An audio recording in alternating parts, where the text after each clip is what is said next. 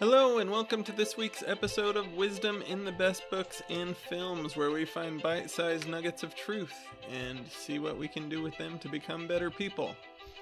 I'm Jake Bear, the host, and this week I'm excited to talk about one of my favorite true stories of all time, the story of the Endurance crew and Ernest Shackleton. It is a story that really shows how incredibly courageous and resourceful and enduring men can be when they're in a really difficult spot.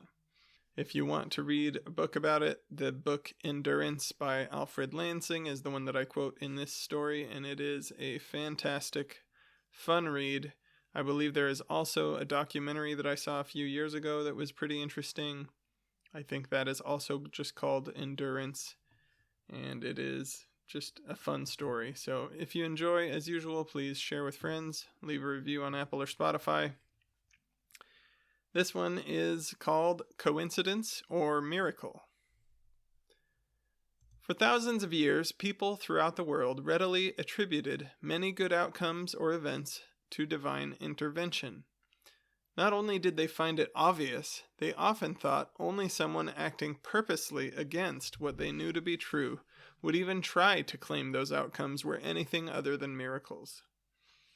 In a letter to Samuel Langdon on September 28, 1789, George Washington said this, quote, "The man must be bad indeed who can look upon the events of the American Revolution without feeling the warmest gratitude towards the great author of the universe, whose divine interposition was so frequently manifested in our behalf." End quote.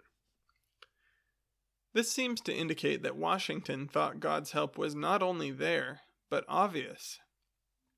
A more recent example happened during a grueling time for an explorer group under Ernest Shackleton. Sir Ernest Shackleton led an expedition in 1915 to Antarctica to attempt to cross the frozen continent on foot. The attempt failed before it had even started when their ship, the Endurance, got stuck in an ice floe where it eventually was crushed and sank before they reached their starting point. In one of the most incredible stories of human bravery, endurance, and resourcefulness, the crew spent the next 19 months, from January of 1915 to August of 1916, trying to get to safety. In the end, not a single man in the 28-person crew died. In the true book Endurance by Alfred Lansing, he tells how at one point in this amazing survival story, the men under Shackleton were split into 3 lifeboats, sailing from Antarctica to Elephant Island, near the southern tip of South America. As they were nearing the island, one of the boats, the Docker, was ordered to push ahead for land by themselves, while the James Caird pulled the waterlogged Stancomb Wills behind in a storm. The Docker got close to the island, but couldn't find any hint of a place to land, as they completely rounded the island. They assumed the other 2 boats were lost at this point. But finally, as they completed their turn around the island, they spotted the boats. Quote from the book. "Then they rounded a tiny split of land, and there, dead ahead, were the masts of the Caird and Wills, bobbing in the breakers. By some incredible coincidence, the Docker's inability to find a suitable place to land had reunited them with the rest of the party. Had there been a haven somewhere in those 14 miles behind her, the 2 groups might now have been miles apart, each assuming the other had been lost." End quote. It seems indeed like an, quote, incredible coincidence that the men were unable to find a place to dock until they were reunited with their crewmates. Here, incredible seems to be the right word to go with coincidence. Here, a seeming misfortune of the Docker being unable to find a safe harbor ultimately led to the reunion and helped the survival of both groups. Lansing's description of the events avoids what would seem to be the easiest and most plausible answer, an answer which many of the men in the crew believed to be the case: God's direct intervention.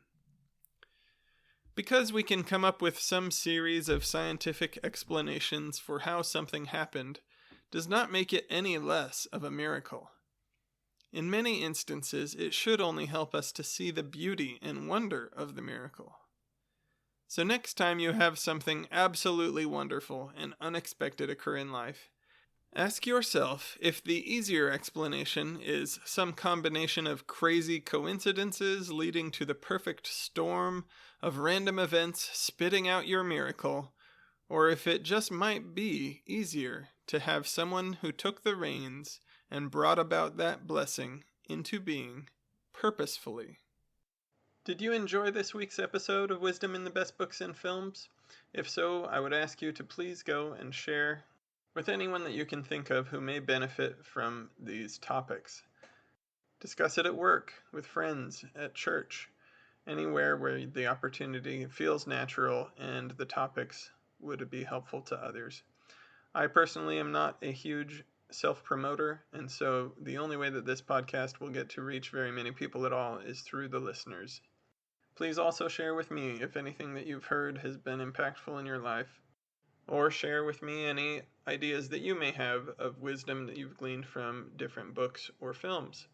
Be happy to hear from you anytime, and I will respond to all emails. You can find information for how to contact me in the show notes. Hope to hear from you soon.